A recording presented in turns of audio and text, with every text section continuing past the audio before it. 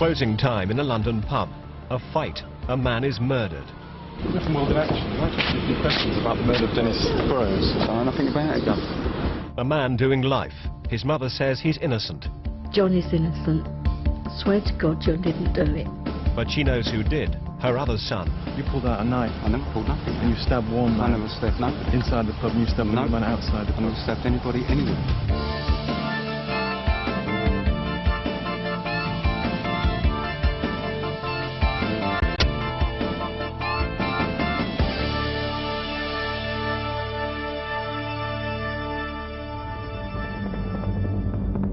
Until just before closing time, it was an ordinary night at the Orange Tree. Tucked away in a quiet side street in Winchmore Hill, North London, the Orange Tree was every bit a local pub. Most of the customers lived nearby and had used it for years. Even at weekends, very little happened. The customers could never remember any serious trouble there in all the years some of them have been drinking there. But trouble did come 3 years ago late on a Friday night. When the dust settled, one man lay dead, another was in hospital with stab wounds. And life changed forever for the two brothers who were blamed.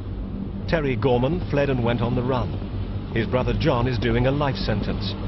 John's family say he's innocent. I stand by John for how long it takes, because I know he's innocent. My children know will know he's innocent, and everybody else does. I don't know where it goes from there really, but I will be here for him. This is a story of brother betraying brother, and a mother torn between her sons.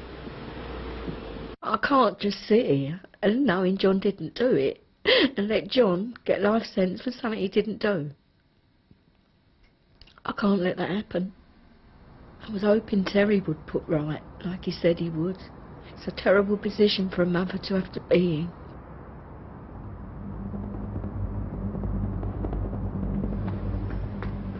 Terry Gorman was born in 1963. His brother John 4 years later. They grew up in Edmonton in North London. There was only me and the children. I divorced their father. And I've always brought my 3 children up to stick together. From an early age, they were in and out of trouble with the law. John in particular had convictions for violence and offensive weapons. But they did always stick together. Terry and John were very close. You know, if I told John off, Terry didn't like it really. You know, because John's a baby. Terry and John often met up for a drink. The last time was that fateful night at the Orange Tree in 1992. John had recently moved in around the corner. The brothers were drinking at the corner of the bar. Nearby was a group of young men who'd grown up locally and used the pub for years. There are different versions of what happened. The Gorman brothers say a man called Brian Smith began to provoke them. Smith says he did nothing of the sort. Apparently no one else saw anything. The Gormans got up to leave. As they did, Terry Gorman lunged at Smith, sending him flying. I looked up and I could see the bloke. He was looking at me and I thought, what's your game? And as I started to get up, he took off. He ran. So obviously I chased after him, you know what I mean? I wasn't going to be pushed over in the pub. Smith and his friends chased the Gormans outside. There, the fracas continued for only a few seconds. When it was over, Smith had been stabbed in the stomach. His friend Dennis Burrows was dying from a stab wound to the chest. As I went into the pub, he's already laid on the floor, but there was everyone round him. They blocked him off so I couldn't see. Yeah? I didn't know that Dennis had been stabbed until I was in the hospital. And then Alan came up and told me, like, you know, that he died. And I couldn't believe it. I mean, it was just unbelievable. He was more like a brother than a mate. He wasn't one of these blokes to go looking for trouble. He was just a nice bloke. Yeah, Do you miss him? Oh, I miss him terribly, yeah. Yeah, it's not a day goes past I don't think about him. John Gorman lived nearby and was quickly arrested. He was charged with murder.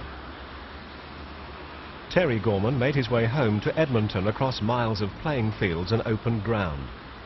Then he disappeared. He was on the run for the next 8 weeks before giving himself up to police.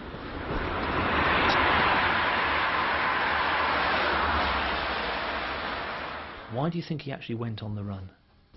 In case the police had a lot of evidence on him and he would have been charged for a murder. Why did Terry, in the end, decide to give himself up? Because he'd read the statements and no one actually in the statement said it was Terry who done it. So he just walked in and gave himself up with a solicitor. Terry was right. There was no hard evidence that he was the killer. At the Old Bailey, he was convicted only of a fray. With John, it was different. Some witnesses say they were certain he was the guilty man. As soon as I got outside the pub, I'd see my brother across the road with it being stabbed. I grabbed his arm and started walking him towards the pub. And then who I know now is John Gorman, which is about 5'4" bloke, come at me with a knife. The only thing I could think of doing was to throw me lager at him. I didn't throw the glass, just the contents, which then he skipped off towards where Alan Richards was at the time.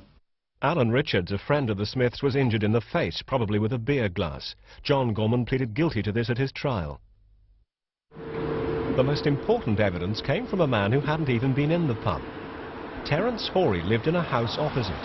He hadn't been drinking, he was an independent witness, and he had a bird's-eye view from his bedroom.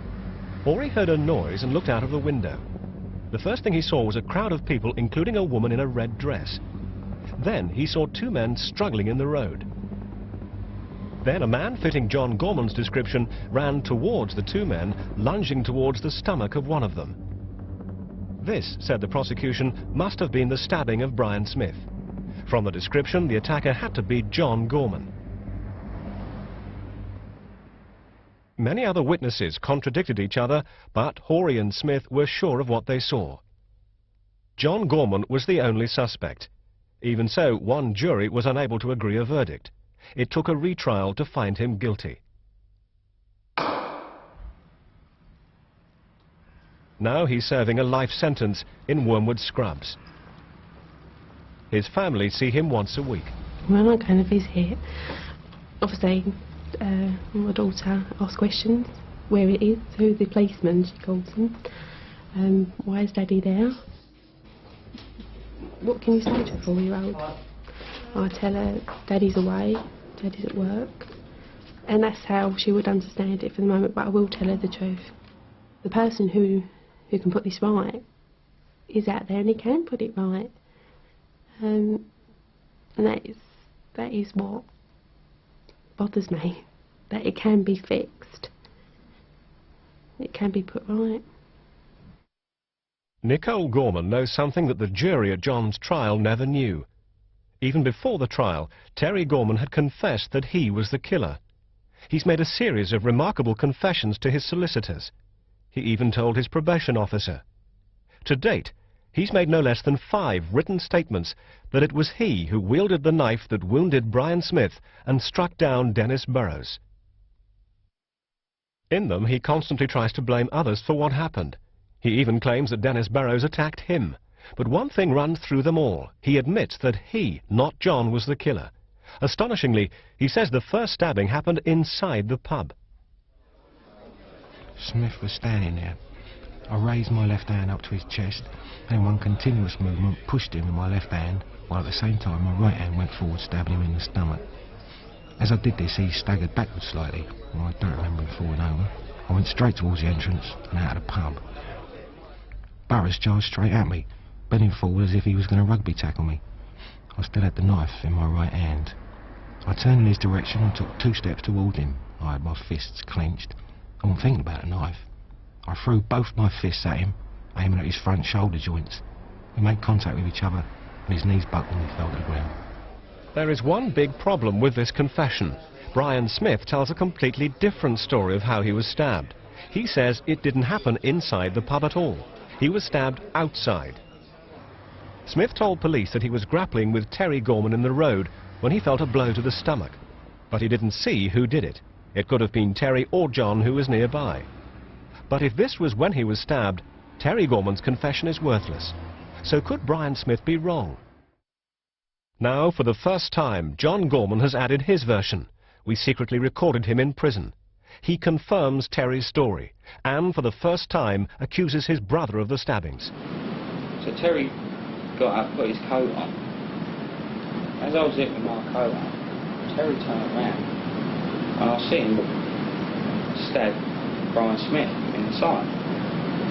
When I see this, I run out of the pub very, very fast. I was frightened. You've always assumed, not unreasonably, that when you received the blow to your stomach outside is when you were stabbed. Is it utterly out of the question that the point at which you were stabbed was inside the pub when this man shoved you? Yeah, totally out of the question, yeah. And why do you think that? Well, I mean, this knife went virtually right through. And I couldn't even walk, you know what I mean? I was sort of bent over, and it was all you can do to straighten out. I couldn't straighten out because when I did, it hurts. There's no way I could have ran out the pub, cleared a wall, and grabbed hold of a bloke if I'd been stabbed in the pub. There's just no way I could do it. But could he have been stabbed inside the pub and not realised it? Dr. Albert Hunt is a pathologist and a leading expert on stab wounds. It's a very common story that we hear from people who have been stabbed, that they think they've been hit or pushed. People who receive fatal stab wounds can often do quite a lot of things after they've been stabbed. They will run a distance, or so somebody could well, after having been stabbed, not realise that he'd been stabbed and run out of a pub. But even if Brian Smith was mistaken, what about the other witnesses whose evidence helped convict John Gorman? In fact, the case has never been straightforward.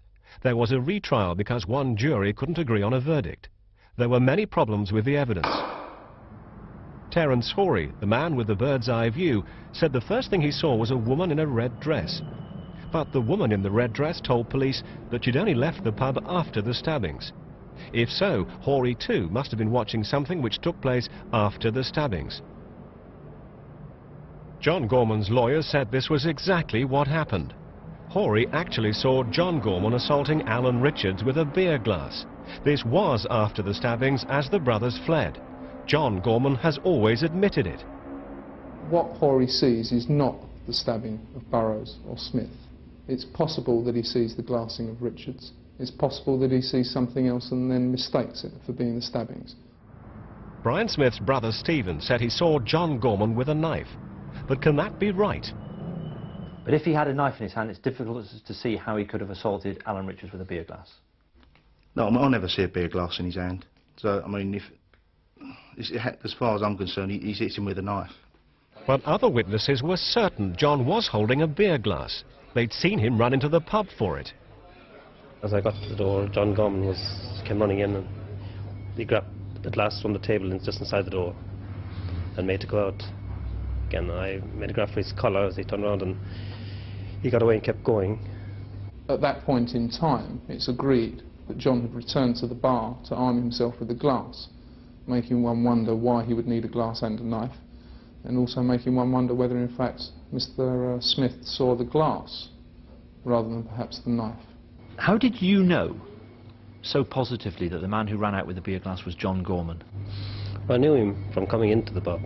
Came in occasionally. He'd recently moved in beside the pub around the same time, I think, as I moved into the pub. And I knew his face previously from a pub I ran in Edmonton. Last year, armed with Terry's confessions, John Gorman's lawyers went to the Court of Appeal. They wanted the court to call Terry as a witness. At last, Terry appeared willing to own up in court. But the judges decided they didn't want to hear him and threw out John Gorman's case. It seems to me that they made a decision as to whether he was credible or not without having heard him. We spent a long while with Terry, drafting an affidavit in his name which we felt and hoped answered all of the Court of Appeal's questions. It clearly didn't have the desired effect. The court said it was worried that Terry was only admitting to the stabbings to help get John off, because Terry knew there was very little other evidence against him. The judges feared it was a ruse to get both brothers off. For him to have set up a ruse, he was certainly in a position of jeopardy when he made those statements, and could not have guaranteed, and nobody could have guaranteed, that he wasn't going to be the person who was tried for this offence by making those statements. But Terry's willingness to help John is over. He refused to appear in this programme, and he's abandoned John to his life sentence. In Wormwood Scrubs, John Gorman feels betrayed and desperate. I've been mentally scarred in my heart. My own brother has done this to me. I'm so hurt that he has left me to take the full responsibility for his own actions. I wanted to top myself when I was in Brixton prison. My brother-in-law, the uncle of my children, he could put this right. It makes me angry that he can't help John, and it's distressing that he is family. I feel bitter that he is walking the streets and John is away for something he done. He's completely destroyed our family, destroyed our lives, and destroyed other people's lives as well. I think Terry should come forward and tell the truth, and take the place of John. But there seems little chance of Terry Gorman putting things right. He's now cut himself off from the rest of the family. But Terry's abandonment of his brother has forced his mother and one of their oldest family friends to come forward. They have vital evidence which could free John, but it could also lock up Terry for life. You've come in today to each swear an affidavit. It's a solemn oath, and it means that you swear to the truth of all the contents of the affidavit as of the date of swearing. Pauline Gorman and Henry Happy are swearing an oath. Both of them are putting on sworn record conversations they had with Terry only hours after the death of Dennis Burrows. Mrs. Gorman, will you hold that Bible in your right hand, and will you repeat these words after me? I swear by Almighty God. I swear by Almighty God. That this is my name and... They were the people Terry turned to after fleeing from the murder scene. And only a few hours after the killing, he told them exactly what he'd done. Quite a while afterwards, Terry came home, and I said to him, "What is wrong?" And he said, "There'd been some trouble, there'd been a stabbing."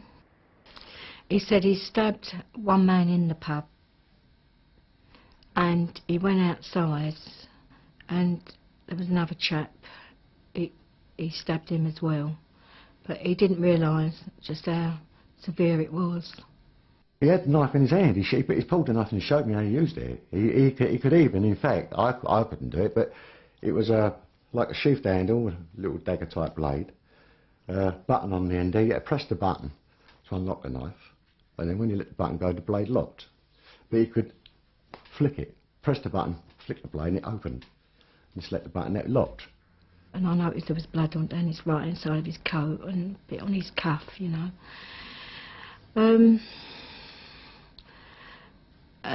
How badly was his coat stained? Well, it was all down the front, a patch. Red, well, I couldn't see the colour, that would be lying. It was dark stain and on his cuffs. And I said, "What is it?" He said, "It's blood." He's a rat. That's the only way I can call him a rat. Because at the end of the day, he's backing away and letting his brother take the stick for what he's done. Knowing in his heart that he done it, 100% done it. No question, he done it. Why have you never come forward before and told publicly what Terry said to you that night?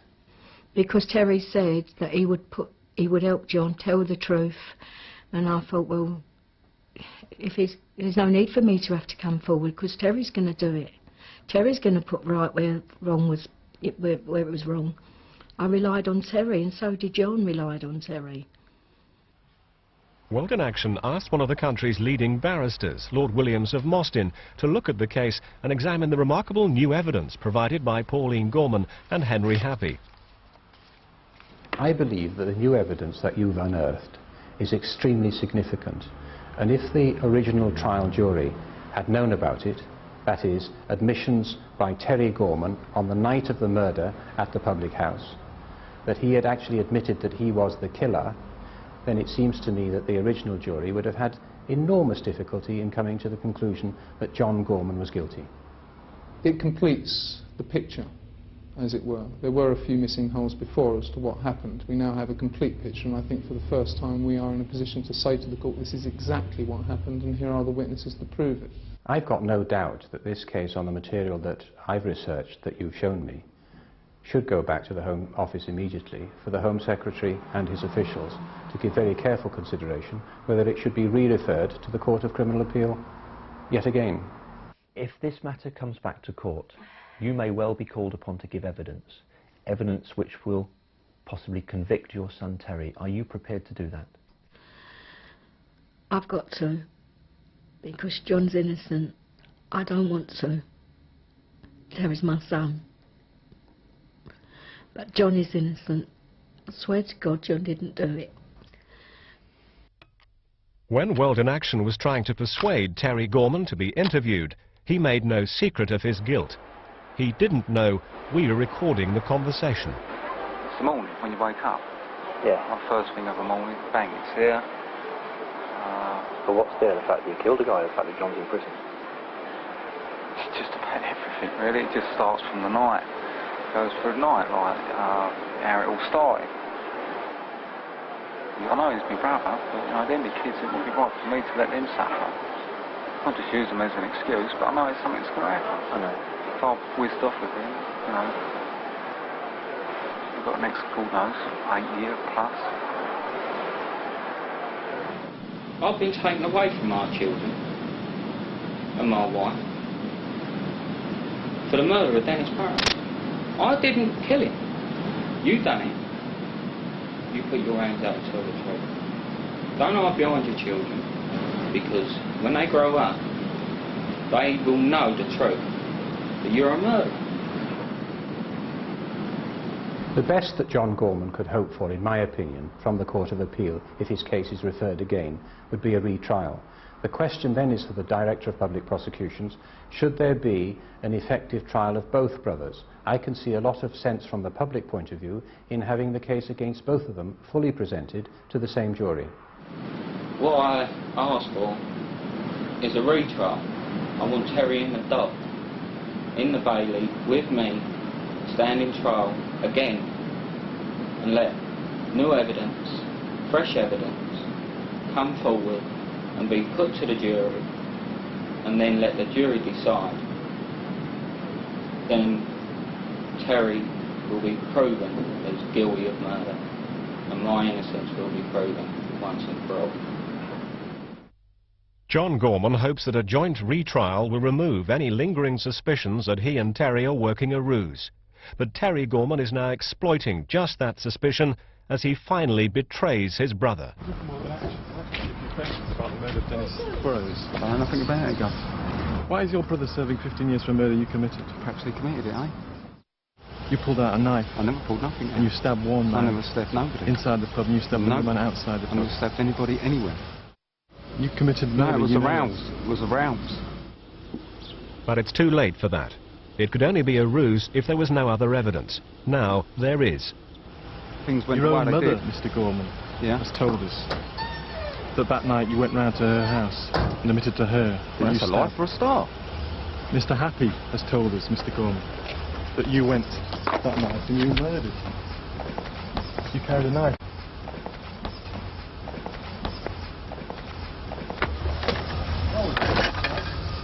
I suppose it will, please God, it will go back to the courts and justice will be done for John. And Terry was the one that did it, so Terry will have to take the consequences. But John is innocent and John shouldn't serve not 1 minute more. This is a story with many victims. Dennis Burrows was cruelly killed for no reason and torn from his family. Brian Smith still bears the wound which nearly killed him. John Gorman and his family are kept apart by the walls of a prison. And Terry Gorman has to live with himself.